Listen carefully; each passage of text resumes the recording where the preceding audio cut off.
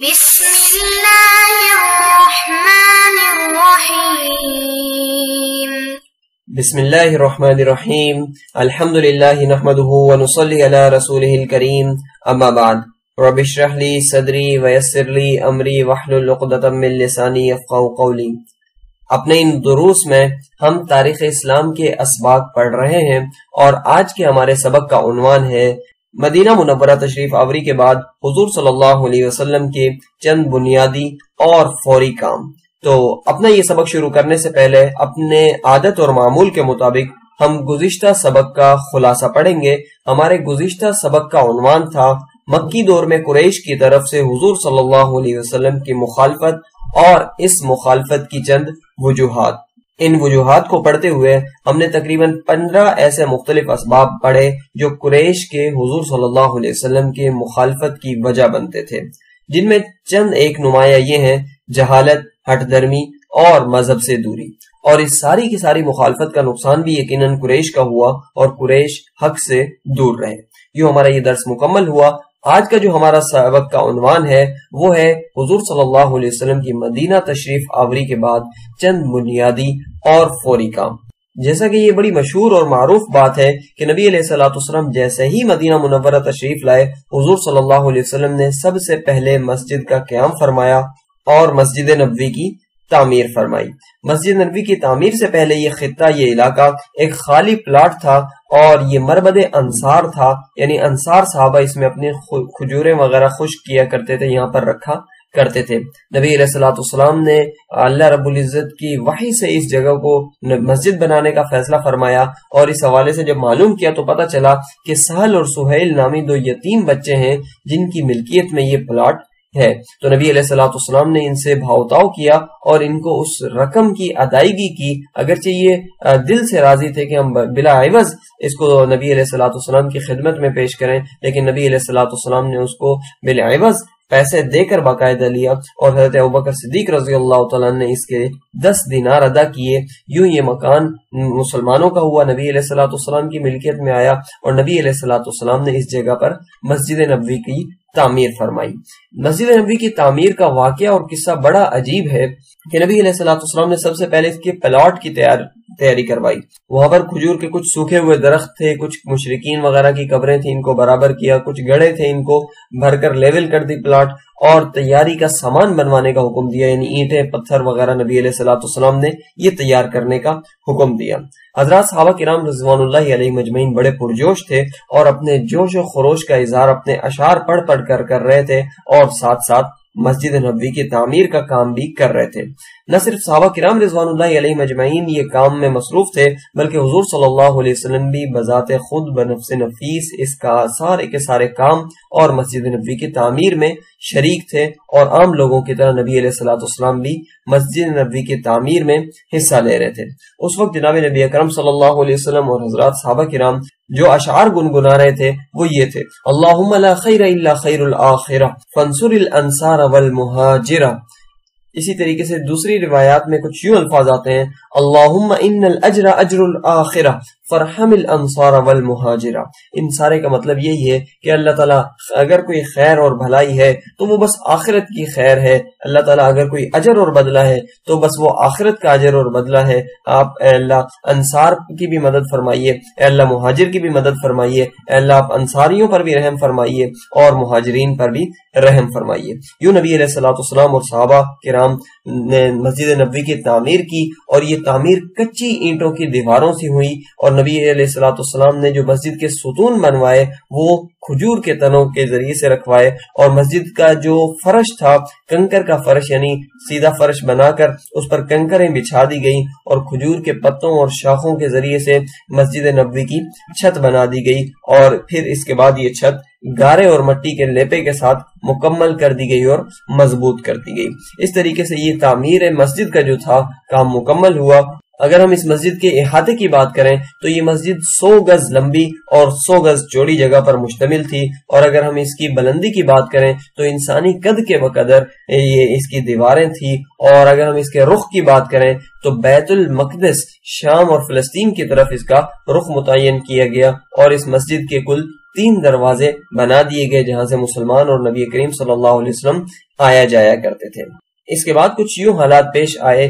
کہ نبی علیہ الصلوۃ والسلام نے یہ مسجد کی تعمیر فرمائی، مکمل کی، اور یہ واقعہ ہے سن 1 ہجری کا، اور متصل ہجرت کے بعد کا یہ واقعہ ہے۔ اس کے بعد عہد رسالت میں ہی، دور رسالت میں ہی مسجد نبوی کی ایک مرتبہ پھر تعمیر کی گئی، اور یہ واقعہ ہے سن 7 ہجری کا، اور اس وقت کا جب مسلمان خیبر فتح کر چکے تھے اور یہودیوں کو شکست دے چکے تھے۔ تو اس طریقے سے یہ 2 مرتبہ نبی علیہ الصلوۃ والسلام کے زمانے میں مسجد نبوی کی تعمیر ہوئی۔ پھر اسی مسجد نبوی کے ساتھ ساتھ نبی علیہ الصلوۃ والسلام کی جو ازواج مطہرات تھیں ان کے گھر بھی بنا دیے گئے، ان کو ہم حجرات نبی کہیں، ان کو ہم بیوت نبی کہیں۔ فی الحال جب یہ 1 ہجری کو بنایا گیا تو اس وقت 2 بیوت النبی صلی اللہ علیہ وسلم یا 2 حجرے بنائے گئے تھے، کیونکہ نبی علیہ الصلوۃ والسلام 2 ازواج مطہرات سے اس وقت شادی کی ہوئی تھی، جن میں سے پہلی کا نام حضرت سودا بنت زمعہ رضی اللہ تعالیٰ عنہ ہے، جبکہ دوسری کا نام حضرت عائشہ صدیقہ رضی اللہ تعالیٰ عنہ بنت حضرت ابوبکر صدیق رضی اللہ تعالیٰ عنہ ہیں۔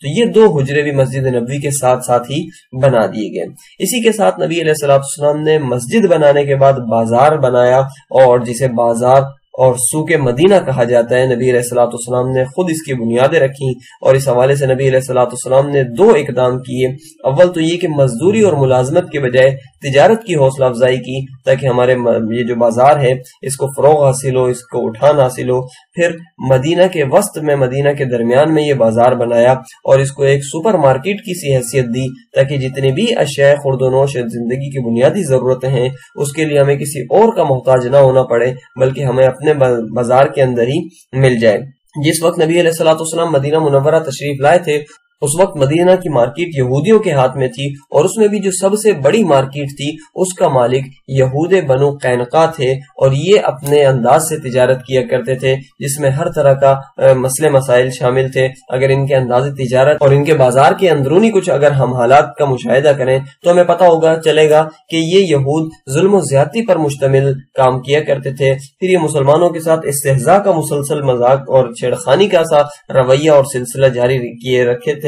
اور اس کے علاوہ انہوں نے بازار پر اپنی اجارہ داری قائم کی ہوئی تھی، کسی اور کو آنے نہیں دیتے تھے، اور سمن اور قیمتوں میں اپنی مکمل منمانیاں کیا کرتے تھے، اور اسی طریقے سے یہ ظلم و زیادتی بھی کیا کرتے تھے۔ اور علاوہ ازیں یہ کہ سود کا نظام ان کے ہاں بڑے دھڑلے کے ساتھ جاری تھا، اس لیے نبی علیہ الصلوۃ والسلام نے ضرورت محسوس کی کہ یہود کے علاوہ اپنا بھی بازار ہو جانا چاہیے۔ لہذا نبی علیہ الصلوۃ والسلام خود بنو قینقاع کے بازار میں گئے، اس کا اچھے سے مشاہدہ کیا، اس کی کمزوریوں کو بھی دیکھا، اور ایک نیا بازار کیسے رکھا جا سکتا ہے یہ بھی نبی علیہ الصلوۃ والسلام نے دیکھا، اور پھر واپس اپنی جگہ پر آ کر سوق المدینہ کا سنگ بنیاد نبی علیہ الصلوۃ والسلام نے رکھ دیا۔ اس سلسلے میں نبی علیہ الصلوۃ والسلام قبیلہ بنو ساعدہ کے پاس گئے، اور ان کی کچھ ایک زمین سی تھی جس میں کچھ قبریں وغیرہ تھی۔ نبی علیہ الصلوۃ والسلام نے ان سے وہ علاقہ مانگا، اور ان سے وہ لے کر اس جگہ پر سوق المدینہ یا مدینہ کا بازار نبی علیہ الصلوۃ والسلام نے متعین فرما دیا اور وہاں کر دیا۔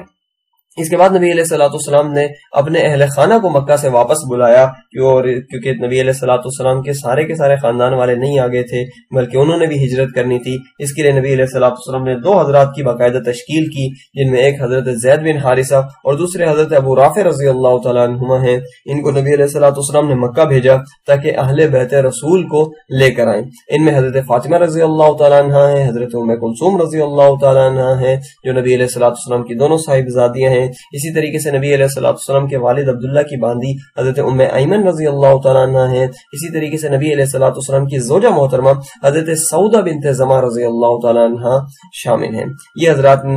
آل بیت رسول صلی اللہ علیہ وسلم کو مکہ سے لے کر مدینہ لے آئے اور ان کی ہجرت کرائی۔ اسی ہجرت کے ساتھ اہل بیت صدیق رضی اللہ تعالیٰ نے بھی ہجرت کی، اور حضرت ابوبکر صدیق رضی اللہ تعالیٰ نے اپنے بیٹے عبداللہ بن ابو بکر کی تشکیل کی، ان کے ذمہ لگایا کہ ہمارے خاندان والوں کو بھی لے کر مکہ سے لے کر مدینہ آ جائیں آپ. لہذا یہ حضرت عائشہ رضی اللہ تعالیٰ عنہ کو، حضرت اسماء رضی اللہ تعالیٰ عنہ کو، حضرت ام رومان رضی اللہ تعالیٰ عنہ کو اور حضرت عبد الرحمن بن ابو بکر کو، یعنی خاندان ابو بکر، خاندان اہل بیت صدیق رضی اللہ تعالیٰ عنہ کو لے کر یہ حضرت عبداللہ بن ابو بکر مکہ سے چلے اور مدینہ لے آئے. اسی طریقے سے پھر نبی علیہ الصلوۃ والسلام کی مسجد نبوی کے ساتھ ہی موضع الجنائز بنایا گیا کہ اگر کسی کا انتقال ہو جاتا ہے تو وہاں جہاں پر اس کا جنازہ پڑھایا جائے گا، جنازہ گاہ کہیے اس جگہ کو، تو اسی کے ساتھ مسلمانوں نے وہ جنازہ گاہ بھی بنا دی تاکہ مسلمانوں کا جنازہ وغیرہ وہاں پر پڑھا جا سکے.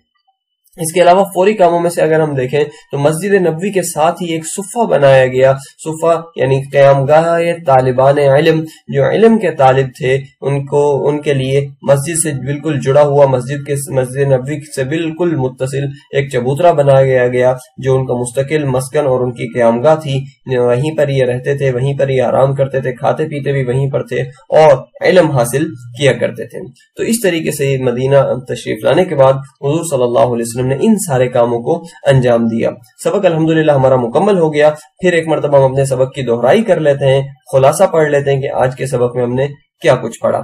سب سے پہلے ہم نے مسجد نبوی صلی اللہ علیہ وسلم کی تعمیر کے حوالے سے پڑھا. اس کی تعمیر میں ہم نے زمین اور پلاٹ کی خریداری سے لے کر تعمیرات تک کا مکمل نظام پڑھا. پھر اس مسجد کی کیفیت کیا تھی، اس کا احاطہ کیا تھا، قد و قامت کیا تھی، اس کی چھت کیسی تھی، یہ ساری کی ساری پڑھی. پھر ہم نے خاندان رسول صلی اللہ علیہ وسلم کی ہجرت پڑھی اور اس سے پہلے سوق المدینہ کی بنیادیں رکھنا، وہ سارا کا سارا سلسلہ پڑھا. پھر ہم نے نبی علیہ الصلوۃ والسلام کی جو ازواج مطہرات ہیں ان کے لیے جو حجرات بنے اس کے حوالے سے پڑھا. پھر ہم نے یہ پڑھا کہ موضع الجنائز جو بنایا گیا وہ، پھر جو صفہ بنایا گیا وہ. تو اس طریقے سے الحمدللہ ہمارا درس اور اپنے اس درس کا خلاصہ یہاں پر جا کر مکمل ہوا. جزاکم اللہ خیرا. سبحانک اللہم و بحمدک ونشہد ان لا الہ الا اللہ وحدہ لا شریک لہ ونشہد ان محمدا عبدہ ورسولہ. السلام علیکم ورحمۃ اللہ وبرکاتہ.